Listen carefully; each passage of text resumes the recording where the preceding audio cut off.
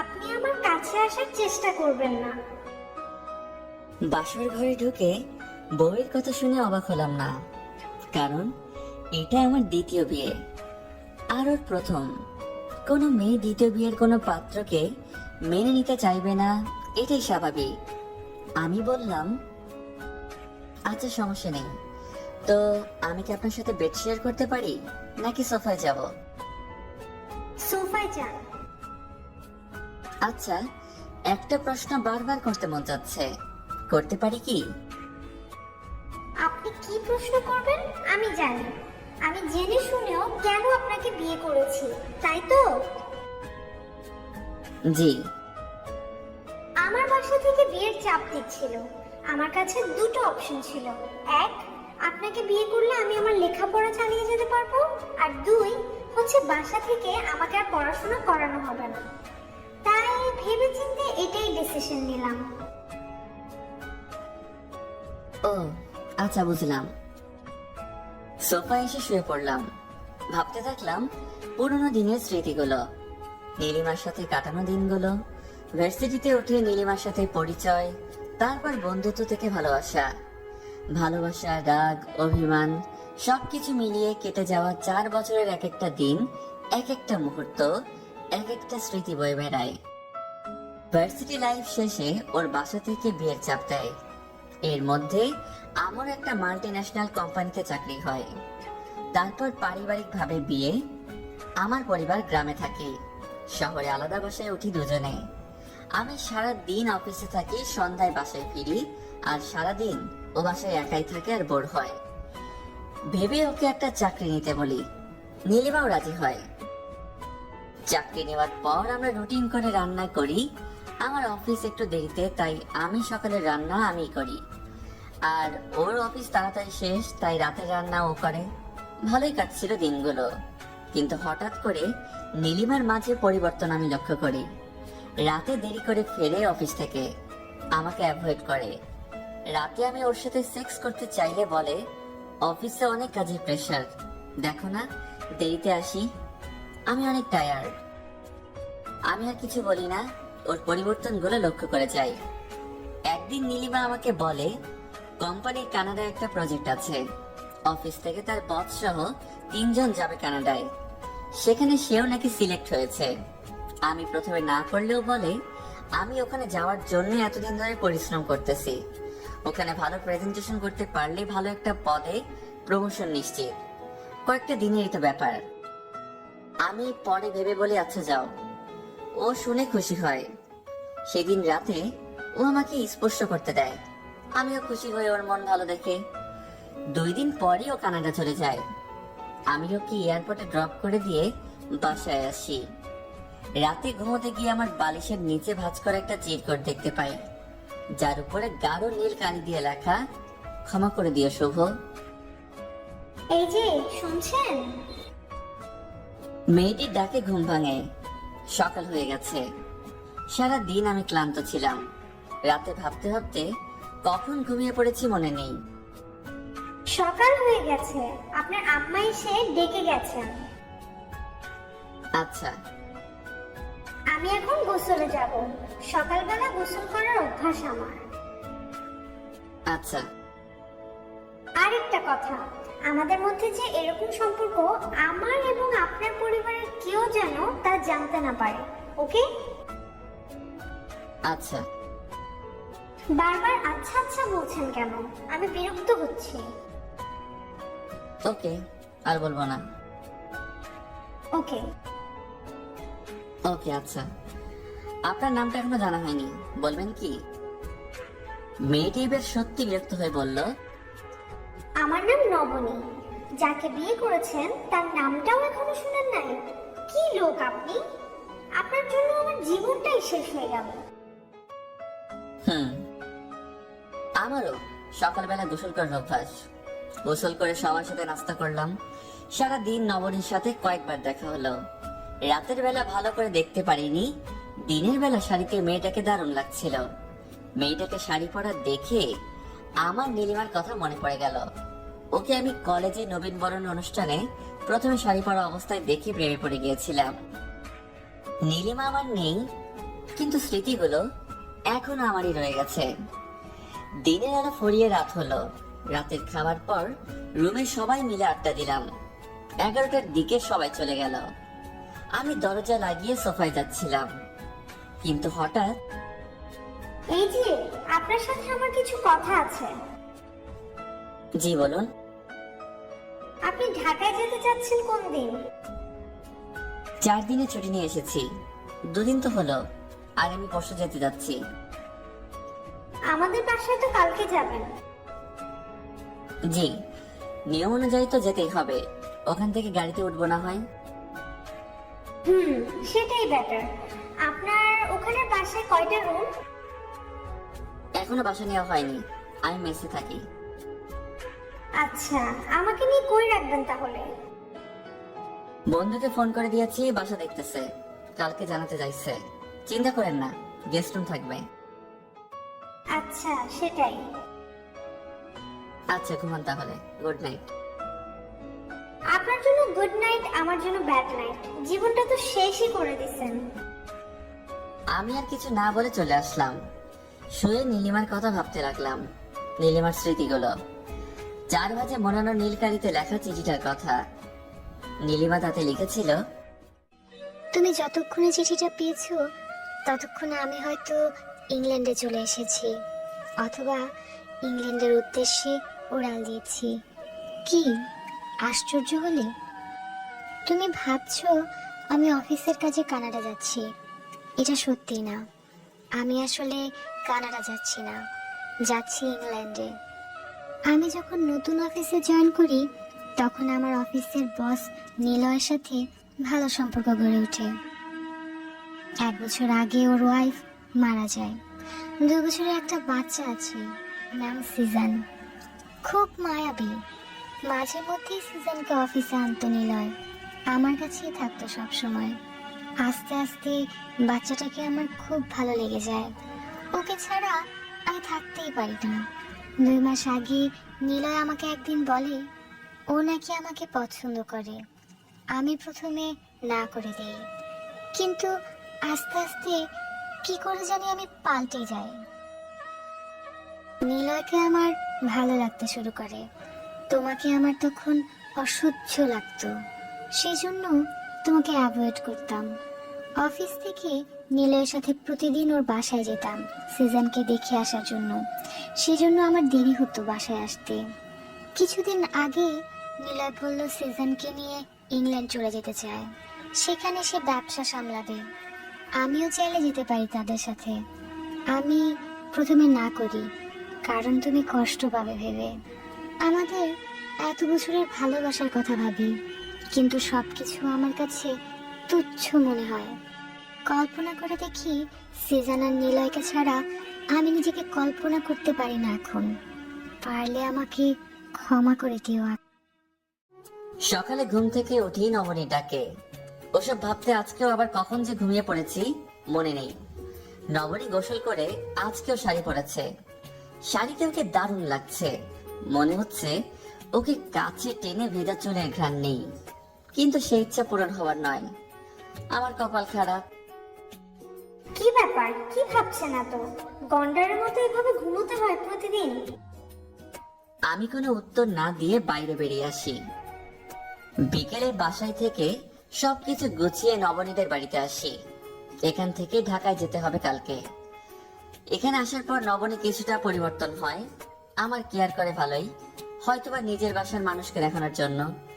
মানুষের মন বোঝা বড় কঠিন। নিজের স্বার্থটা আদায় করার জন্য মানুষ অনেক কিছুই করতে পারে। যেমন নীলিমা আমাদের 6 বছরের ভালোবাসাকে ভুলে গেছে।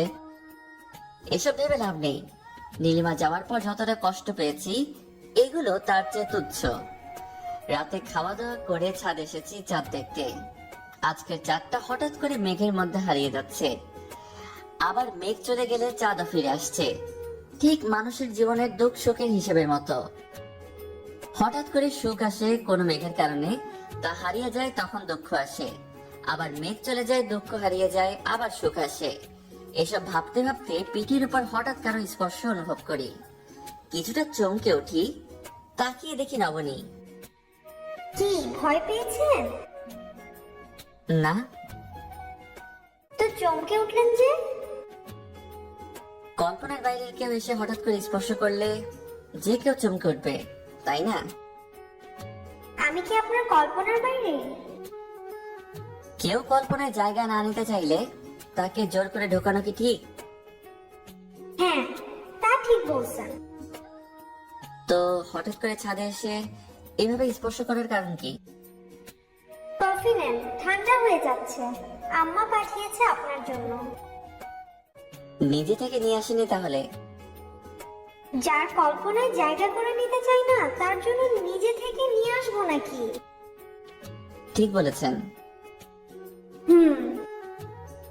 দুজনে দাঁড়িয়ে আছি চুপচাপ। নীলিমার সাথে এভাবে দাঁড়িয়ে কত যে গল্প করেছি তার হিসেব নেই। ও চলে যাওয়ার পর ছাদে আসলেই ওর স্মৃতিগুলো মনে পড়ে যেত। তারপর আস্তে আস্তে সময় গড়িয়েছে, আমিও সেগুলো ভোলার চেষ্টা করেছি, ভুলেও গেছি অনেক কিছুই। ঘুমাবেন না? রাত তো অনেক হলো।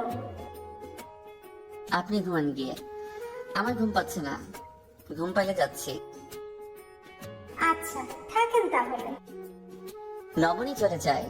আমি আবার ভাবতে থাকি পুরোনো কথাগুলো। নীলিমার নীল কালিতে রাখা চিঠি পড়ে আমি প্রথমে বিশ্বাসই করতে পারিনি। ভাবতেই পারিনি যে নীলিমা আমার সাথে এমন করতে পারবে। প্রথম দিকে আমি অনেক ভেঙে পড়েছিলাম। চাকরি ছেড়ে বাড়িতে চলে এসেছিলাম। নেশা টেশা করেছিলাম কিছুদিন, কিন্তু পরে ছোট বোন বাবা মার কথা ভেবেছি। তারা আমার জন্য অনেক করেছেন, আমি তো তাদের জন্য কিছুই করিনি। পরে বাস্তবতাকে বুঝে নিয়ে নিজেকে সামলে নিয়েছি। নতুন চাকরিতে জয়েন করেছি। পরে নীলিমার সাথে সেভাবে আর যোগাযোগ হয়নি। এরপর কেটে গেছে 3টি বছর। কিছুদিন ধরে বাসা থেকে বিয়ের জন্য খুব চাপ দিচ্ছিল, কিন্তু আমি রাজি হচ্ছিলাম না। নতুন করে কষ্ট বাড়াতে চাচ্ছিলাম না। কিন্তু সেদিন আব্বা ফোন করে বলতেছে, আকাশ, তোর আম্মা খুব অসুস্থ, তাকে শেষ দেখা দেখতে চাইলে আজকে রাতের গাড়িতে বাড়িতে চলে আয় বাবা। আমি আব্বার কথা শুনে অফিসে জরুরিভাবে ছুটি নিয়ে বাড়িতে এসে দেখি আম্মা সুস্থ। নবনীর সাথে আমার বিয়ে ঠিক করেছেন। মেয়ে নাকি খুব ভালো, তাই তারা জরুরি বিয়ের ব্যবস্থা করছেন। আমি সত্যিটা শুনলে আসবো না, তাই মিথ্যে বলে নিয়ে এসে আমাকে ফাঁসিয়েছেন। তাই বিয়ের আগে শর্ট টাইমের মধ্যে নবনীর সাথে যোগাযোগ করতে পারিনি। নবনী আমাকে বিয়ে করতে ইচ্ছুক কিনা এই বিষয়ে তার সাথে আগে থেকে কথা বলতে পারিনি। এই যে, অনেক রাত হয়েছে, এখনো কি ঘুমাবেন না? কারো কথা শুনে চমকে উঠি, দেখি নবনী। আমি বলি, ঘুমাবো, চলেন। আচ্ছা, চলেন। রুমে গিয়ে নবনীকে জিজ্ঞেস করি, আপনি ঘুমান না এখনো? না। এত রাত জেগে আছেন কেন? আপনি বুঝবেন না। তাই? হুম। আপনার রুমে তো দেখছি সোফা নেই, আমি ঘুমাবো কই? জানি না। মেঝেতে আমি ঘুমাতে পারি না, ঠান্ডা লাগে। তার বদলে বাইরের রাতটা কাটিয়ে দেই। এমনিতে ভালোই লাগছিল, কি বলেন? ওকে।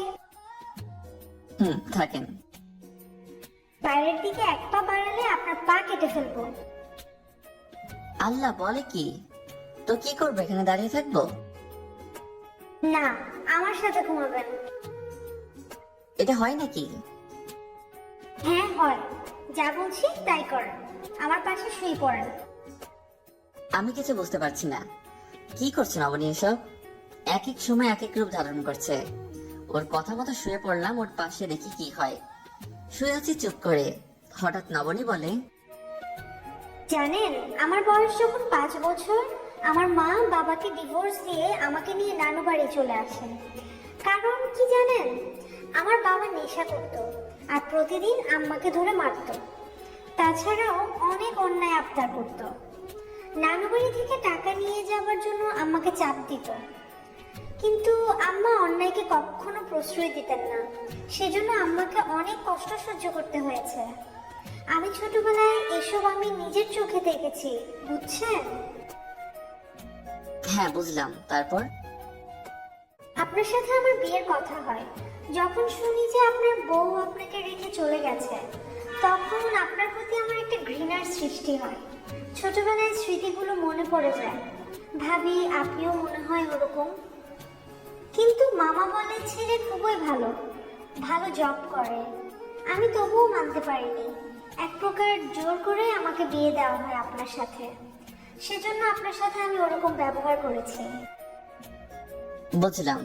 তো এখন আবার হঠাৎ এত ভালো ব্যবহার করছেন, আবার এগুলো বলার কারণ কি? কালকে আপনি ঘুমানোর পর ড্রয়ার থেকে আপনার ডায়েরিটা নিয়ে পড়েছি। আল্লাহ, অন্যের ডায়েরি নিয়ে পড়া কি ঠিক? ঠিক কিনা জানি না, তবে এখন পড়ার পর থেকে মনে হয়েছে একদম ঠিক করেছি। না হয় সারা জীবনের জন্য আপনার মতো একজন মানুষকে হারাতাম। আমাকে হারালে তো ভালো কাউকে পেতেন। আমি আপনাকে চাই। নীলিমার চেয়ে বেশি করে ভালোবাসবেন আমাকে। বেশি ভালোবাসলে তো মানুষ থাকে না, হারিয়ে যায়। আমি হারিয়ে যাব না। না বাসতে আপনাকে খুন করে ফেলবো। দেখা যাবে। হাসবেন না, মুখ সেলে করে দেবো একদম। ওকে, আরেকটা কথা জানার ছিল। বলেন। নীলিমার সাথে আপনার পরে কি আর যোগাযোগ হয়নি? এটা কি সত্য? না। আমি আপনার বউ, আমার কাছে কিচ্ছু লুকাবেন না। আমি আপনার বোনের কাছ থেকে শুনেছি আপনাকে নীলিমার ভাই একটা চিঠি দিয়েছিল। কি লেখা ছিল ওই চিঠিতে বলেন? মিতু আপনাকে বলে নাই কি লেখা ছিল? আপনি ওকে নাকি নিষেধ করেছেন কাউকে না বলতে, সেই জন্য বলেনি। এখন বলেন, না হয় আপনার সাথে আর কোনো কথা নেই। বলতেই হবে? হ্যাঁ বলেন তাড়াতাড়ি। আমি হঠাৎ নবনীর এরকম অধিকার খাটানো দেখে অবাক হয়ে গেলাম। একটা মানুষ এত তাড়াতাড়ি কিভাবে চেঞ্জ হতে পারে? এসব মেয়ে মানুষের দ্বারাই সম্ভব। খুব তাড়াতাড়ি কাউকে ভালোবাসতেও পারে, বিশ্বাসও করতে পারে, আবার ভুলেও যেতে পারে খুব তাড়াতাড়ি। কি হলো? কি ভাবছেন? বলছেন না কেন? আমি চমকে উঠলাম আর স্মৃতিগুলোকে মনে করে ওকে বলতে লাগলাম। সেটাও 4 ভাঁজের নীল কালির লেখা চিঠি ছিল। তাতে লেখা ছিল, চিঠিটা যখন তুমি পড়ছো তখন আমি ভালো নেই। আত্মহত্যা মহাপাপ দেখে আমি এখনো বেঁচে আছি। তোমাকে ছেড়ে গিয়ে জীবনে একটা পাপ করেছি, তার প্রায়শ্চিত্ত আমাকে করতে হচ্ছে। তোমাকে ছেড়ে আমি ইংল্যান্ডে আসি নিলয়ের সাথে। প্রথমে এখানে ওর সাথে আমার ভালোই কাটে, কিন্তু কিছুদিন পর ও কেমন জানি পাল্টে যেতে শুরু করে। বেশিরভাগ রাতেই বাসায় ফেরে না, অন্য মেয়েদের সাথে রাত কাটায়। আমরা এতদিনে বিয়েও করিনি। ওকে বিয়ের কথা বললে ও এড়িয়ে চলে। ও একদিন আমাকে একটা হোটেলে পার্টিতে নিয়ে যায়। ওর একটা ক্লায়েন্টের সাথে আমাকে রাত কাটাতে বলে। আমি রাজি না হওয়ায় আমাকে মারধর করে বাধ্য করে। তারপর থেকে প্রায় রাতে আমাকে এই কাজ করতে হয়, না হয় ও আমাকে মারধর করে। আমার পাসপোর্টও ওর কাছে। কিছু বললে ও আমাকে হোটেলে বিক্রি করে দেওয়ার হুমকি দেয়। আর কিছু বলতে চাই না, হয়তো এটাই আমার তোমাকে ঠকানোর পরিণতি। পারলে আমাকে ক্ষমা করে দিও। আপনি কি এরপর আর ওর সাথে যোগাযোগ করার চেষ্টা করেননি? না। কেন? কারণ আমি অতটা মহৎ না। ঠিক করেছেন। কেন? না হয় আমি আপনাকে পেতাম না। তাই? হ্যাঁ তাই। আচ্ছা ঠান্ডা লাগছে, আমাকে এখন একটু জড়িয়ে ধরুন। আমি ওর কথা শুনে মুচকে হাসি আর ভাবতে থাকি, আরেকবার না হয় নবনী নামের পাগলি মেয়েটাকে ভালোবেসে